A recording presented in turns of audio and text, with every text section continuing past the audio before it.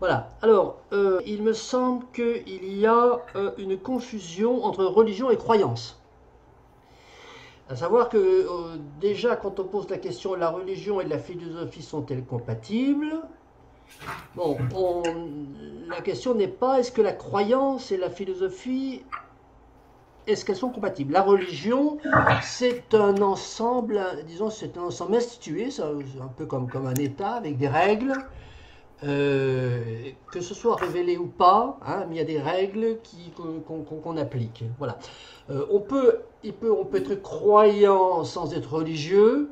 À la limite aussi, on peut être religieux, c'est aller tous les jours à la messe, et puis simplement par habitude, voilà, sans croire vraiment, c'est sans avoir cette foi en cette transcendance dont nous a parlé Sadio. Alors, ce que tu as dit, Sadio, sur l'étymologie de relation dans religion, c'est tout à fait exact. Il y a la notion de... C'est une relation, religion, c'est vrai, relation double entre l'homme et Dieu. Alors, c'est la relation transcendantale.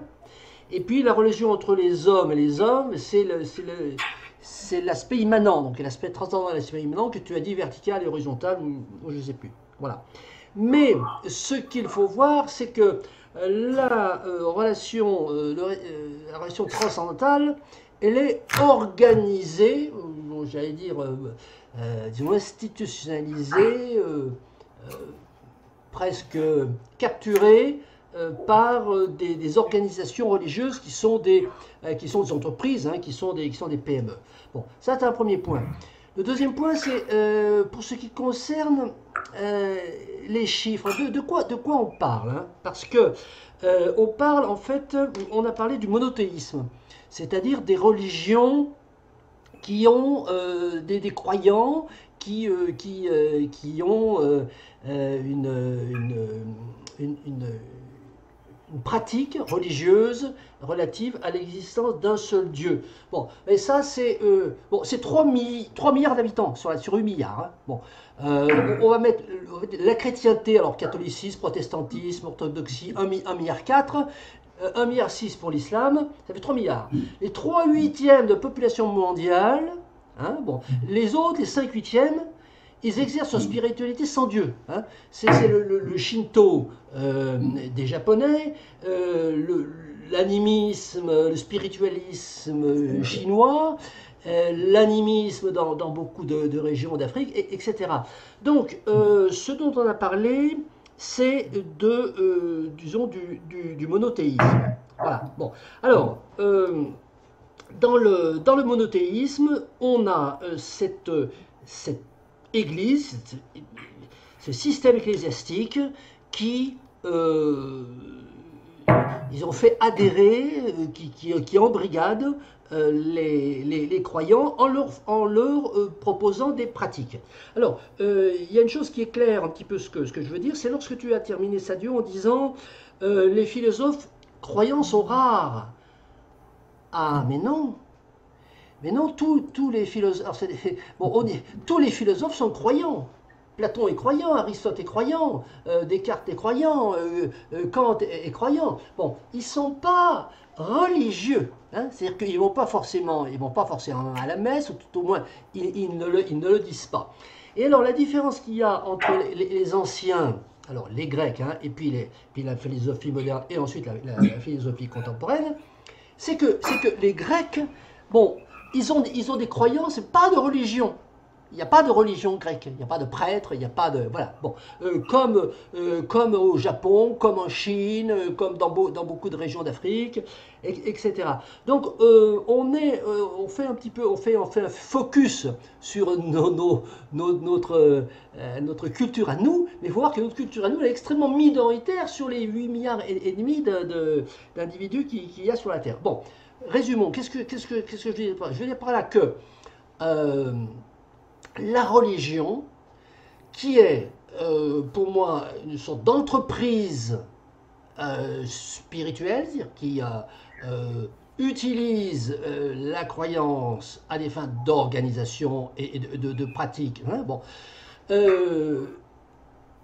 ôte à ceux qui la pratiquent le souci, effectivement, que tu as bien décrit, Sadio, qui est de connaître la cause des causes. Alors bon, là, la définition, ça c'est la définition de la religion. Maintenant, la définition de la philosophie, ben, c'est un petit peu ce que tu dis, mais moi je vais reprendre mot pour mot celle de Hobbes, qui est la connaissance acquise par le raisonnement, qui va de la façon dont une chose est engendrée jusqu'à ses conséquences, et de la constatation d'une chose jusqu'aux différentes voies possibles pour l'engendrer.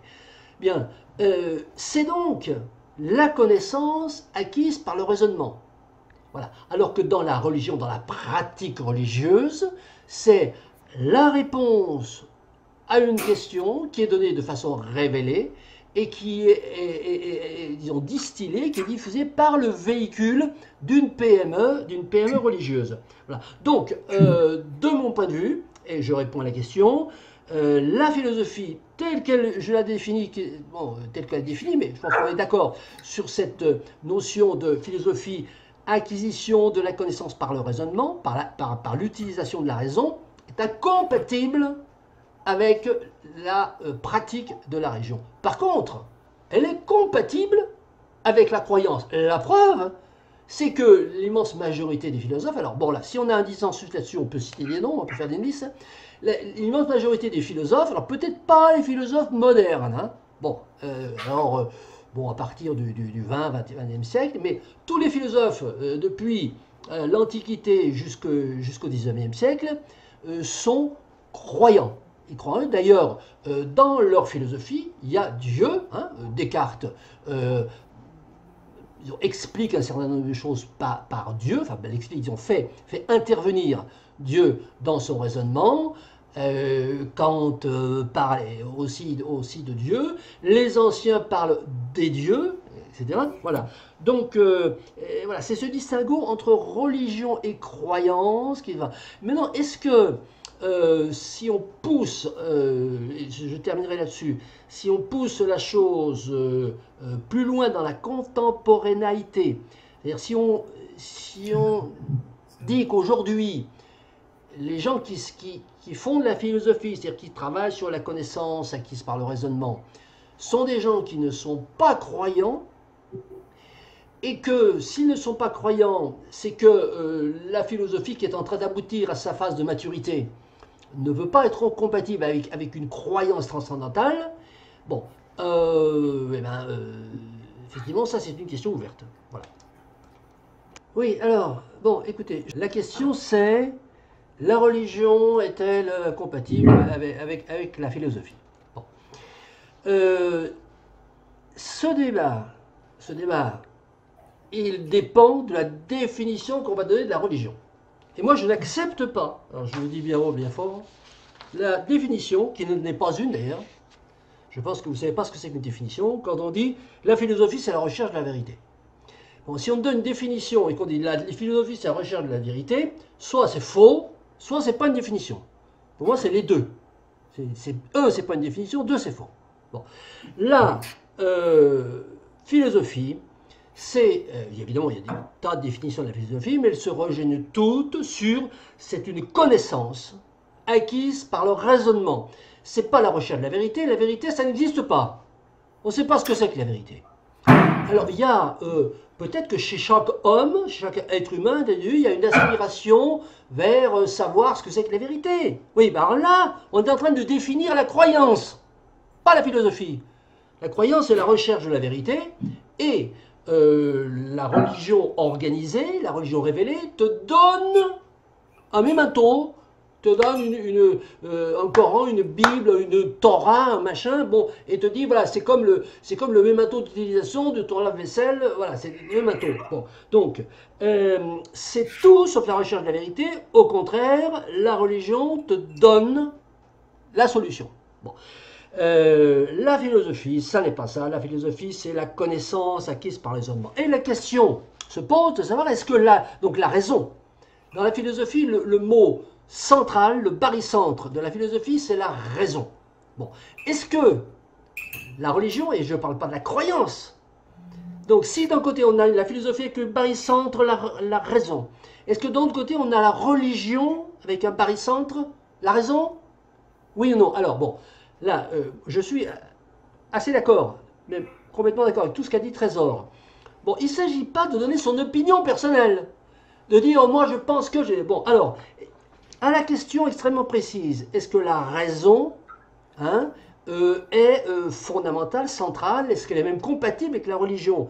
C'est pas un truc que vous avez inventé vous-même, c'est un débat qui existe depuis des siècles.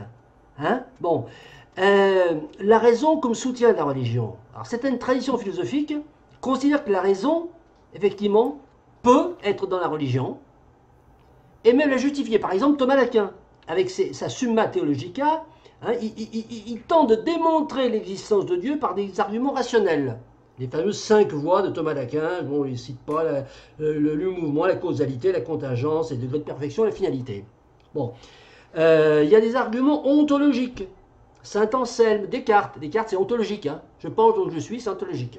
Voilà. Bon. L'argument cosmologique, basé sur l'idée que l'univers doit avoir une cause première. Puisque l'univers doit avoir une cause première, ça doit être Dieu. Voilà. Bon. L'argument téléologique, qui voit dans l'ordre du monde une preuve qu'il y a un créateur intelligent. Bon. Donc tout ça, c'est pas nouveau. Bon. Tout ça, c'est pas nouveau, mais qu'est-ce que ça a donné? Ben, ça a donné que personne n'a, il n'y a aucun penseur qui dit que la raison, à part le seul qui a essayé un peu de mettre ça en musique, c'est Thomas d'Aquin, mais il n'y a aucun penseur existant qui ait une théorie autre que, disons vous deux, qui est une théorie que la raison a sa place dans la religion. Bon, tous les penseurs, alors citez-moi un penseur. Hein, je veux un nom et je veux des textes. Un penseur qui soutient que la raison est fondamentale dans la religion. Je ne vous parle pas de la religion. Je ne vous parle pas du Shinto. Je ne vous parle pas des croyances animistes.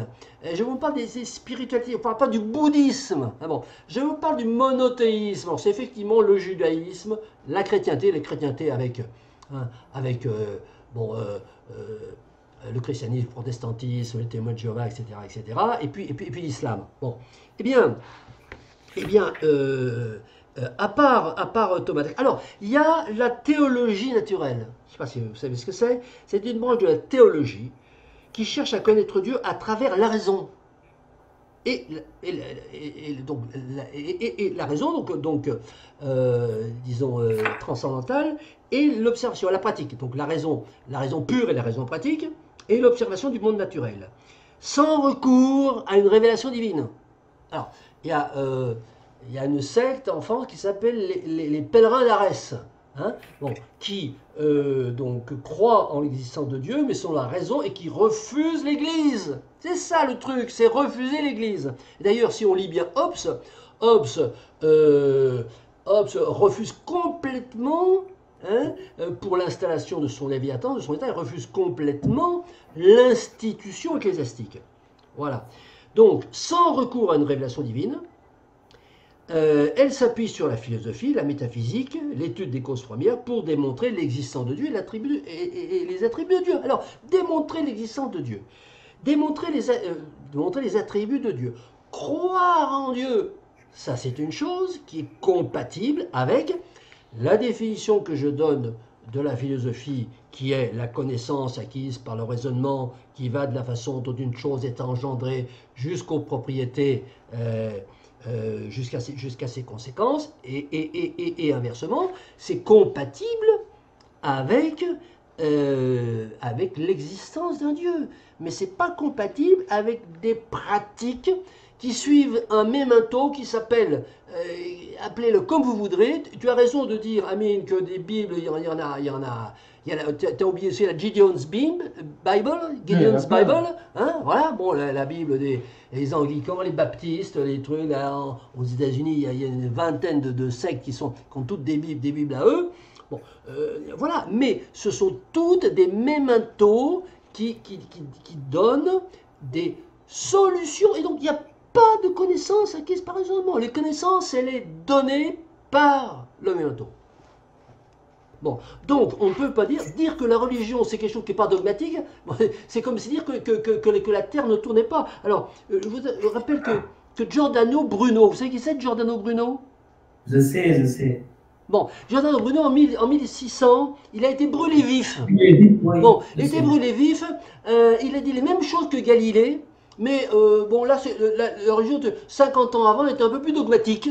Hein. Galilée, on l'a simplement assigné à résidence parce qu'il était bien copain avec le pape, c'est tout. Hein. Mais Giordano Bruno, on l'a brûlé et on lui a dit, avant de le brûler, on lui a dit, dis donc, tu veux pas, si jamais tu retires, parce que ça nous embête de te brûler quand même. Hein. Bon, si tu retires ce que tu dis, là que la terre elle tourne, on te brûle pas, il faut foutre.